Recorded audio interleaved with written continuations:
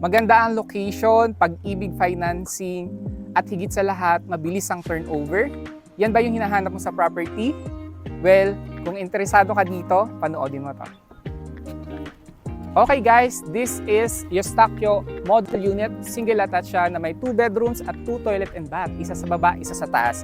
May minimum lot area ito na 54 square meter at usable floor area na 52.25 square meters. So napakalaki niyang unit, single attached siya, and may provision na din siya for carport. So nabanggit ko din kanina na pag-ibig financing ito. At kung gusto niyo malaman yung presyo ng property, no, manood tayo hanggang dulo. So let's go! Ayan, as you can see guys, dito sa part na to pala, no, so ongoing kasi yung construction. So kasi kahit hindi pa nabibili yung mga unit, dire-diretso silang nagko-construct. That's why mabilis din yung turnover and maximum of 1 year lang na to turnover na yung unit. So dito sa kinalalagyan ko ngayon, yung provision natin for carport. So approximately this is 10 to 12 square meter, no? Kasya dito yung ating sedan, van, or even pick-up na sasakyan. So dito din may access tayo. So later natin papasukin yung unit, ikutin muna natin. So may setback tayo dito sa likod, approximately 2 meters from the property hanggang dito. So medyo mainit. Ayan. This will be your service area wherein ito yung magiging kitchen natin. Kasi meron naman ditong bahay sa likod. So kompleto na siya, no, yung ating counter. May nakatiles na din siya. And may splashboard na din. So, dito tayo papasok. So, tara.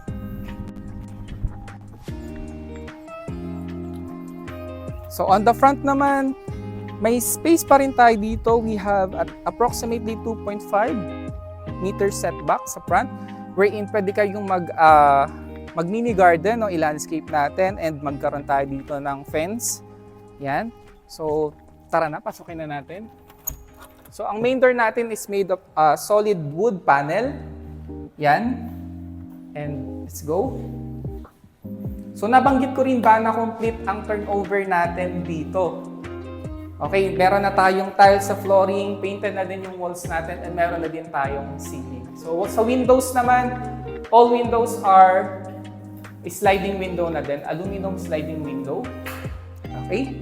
Then, ito yung ating access door papunta dito sa service area na pinuntahan natin kanina. So, note ko lang din na meron na ditong outlet. Like for halimbawa, dito kayo maglalagay ng rice cooker natin or yung mga gas range natin, pwede na. So, isara lang natin ulit. Okay.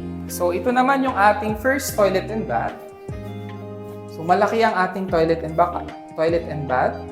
And complete na din siya with tiles, nakasilin na din siya. May shower, may toilet, and may sink.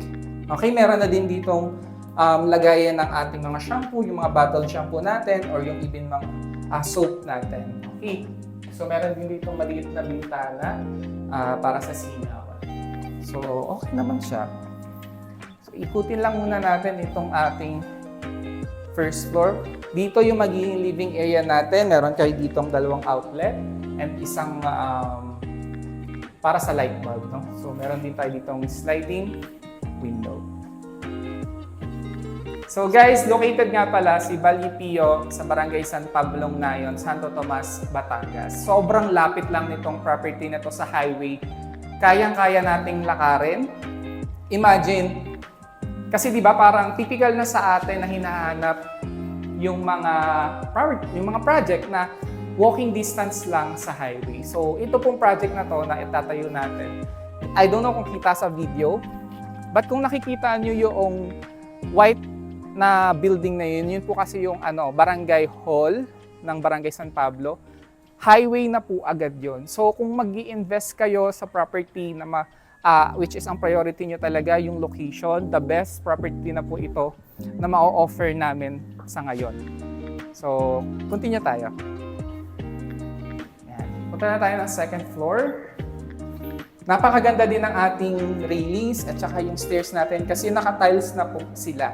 And meron tayo ditong handrails na 2x2 na tubular. Sa second floor din guys, naka-tiles na yung ating flooring And also may partition na din tayo ng mga bedrooms. Later natin ito puntahan. Unahin natin itong bedroom 1. Yan. So spacious bedroom siya, kasya ang double bed, even ang queen size bed.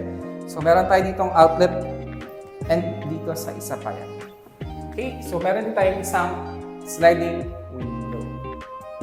So kung nag-start pa lang kayo na family or meron na kayong dalawang anak, pwede ito sa inyo. Okay?